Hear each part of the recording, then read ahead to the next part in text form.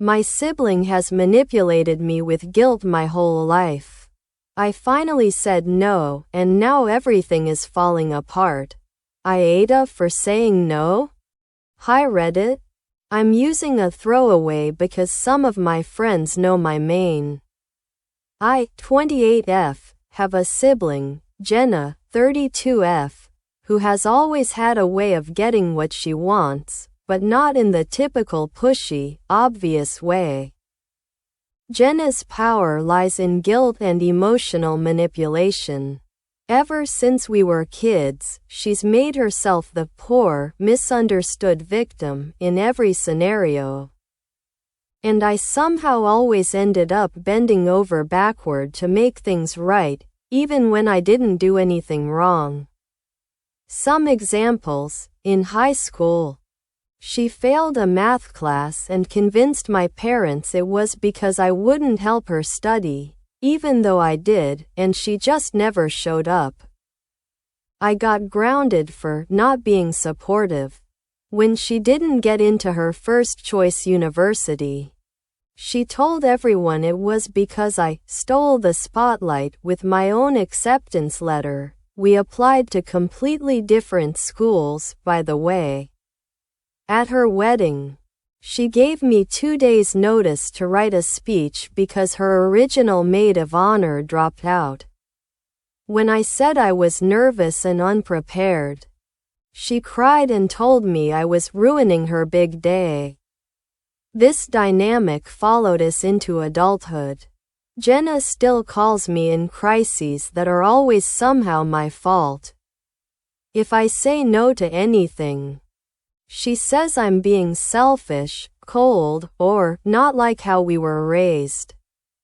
The guilt is relentless. I've helped her move house 3 times, covered her rent once, never paid back, and even called in sick to my job to babysit her kids when she had a last-minute date night. I recently started therapy, and my therapist gently suggested that I might be in an emotionally manipulative dynamic. That word hit me hard. Manipulation. I'd always thought Jenna was just sensitive, misunderstood. But the more I unpacked things, the clearer it became. Last weekend was the tipping point. Jenna called me at 10 p.m. on a Saturday, crying that she and her husband were fighting and she just needed to get away. She asked if I could drive 2 hours to pick her up and let her stay with me. I was already in bed, recovering from a flu, and I told her kindly that I wasn't feeling well and couldn't make the drive. She went silent, then said, "Wow, after everything I've done for you." I asked what she meant, and she started listing sacrifices she's made, like giving me her old clothes as a teen and always defending me, which is untrue. I told her, gently but firmly, that I wasn't going to keep justifying myself anymore. I said I love her, but I won't let her guilt me into things anymore. She hung up on me. Since then, my parents have called to say Jenna's staying with them and is devastated by how I treated her. They want me to just be the bigger person. I'm exhausted. For the first time in my life, I said no. And now I'm the villain? I don't know if I'm making the right choice. Reddit, am I in the wrong for finally setting boundaries? First update. Hi again, everyone. I didn't expect my post to blow up like it did, and I want to thank all of you for the kind, validating comments and thoughtful advice. Reading that I wasn't alone and that others recognized the manipulation for what it was, made me cry in a good way. Truly, thank you. A few things have happened since my last post.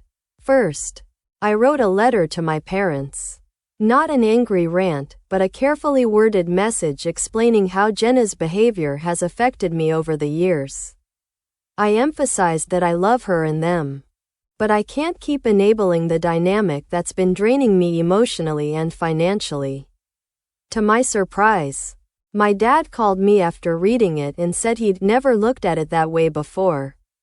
He admitted that growing up, Jenna's emotions always felt more urgent, so they probably gave her more attention without realizing how that sidelined me.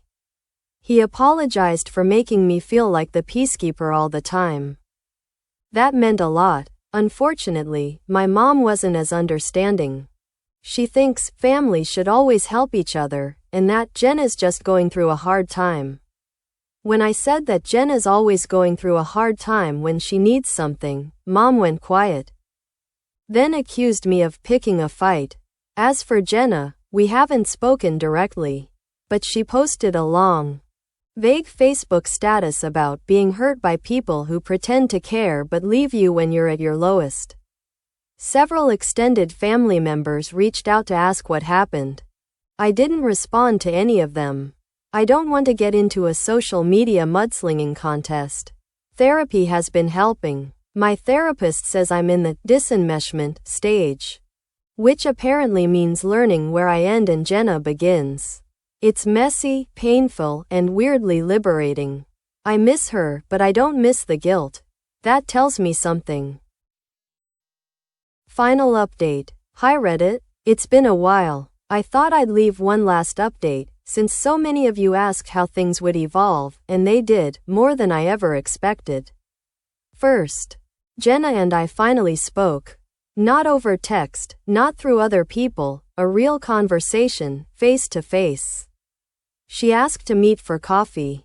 I was nervous but curious. When we met, she started by saying she didn't understand why I hated her. I took a deep breath and told her I don't hate her, but I hate the way I feel around her. Like I'm walking on eggshells. Like I have to earn her love by sacrificing myself. At first, she got defensive. Said I was rewriting history. But instead of falling into the old pattern, I stayed calm. I said, "You don't have to agree with me. But this is my truth, and it's valid." She cried. Then, shockingly, she apologized. She said she didn't realize how much she relied on me emotionally. And that maybe she was too hard on me. She didn't say it in a performative way, she seemed genuinely shaken. We're not suddenly best friends. There's still distance. But for the first time, I feel like there's a foundation for an honest relationship, not one built on guilt. My parents are still mixed. My mom's softened a bit, but she still wishes I'd let things go. My dad's been more supportive. I've also set clearer boundaries. I won't be an on-call babysitter, a last-minute chauffeur, or a therapist. I've started saying no, and I've survived the fallout. And you know what? I feel lighter. I've been sleeping better, laughing more, spending time on things I enjoy, without wondering if Jenna needs something. Breaking free from guilt feels like learning how to breathe again. To anyone reading this who's stuck in a similar place, you're not selfish for protecting your peace.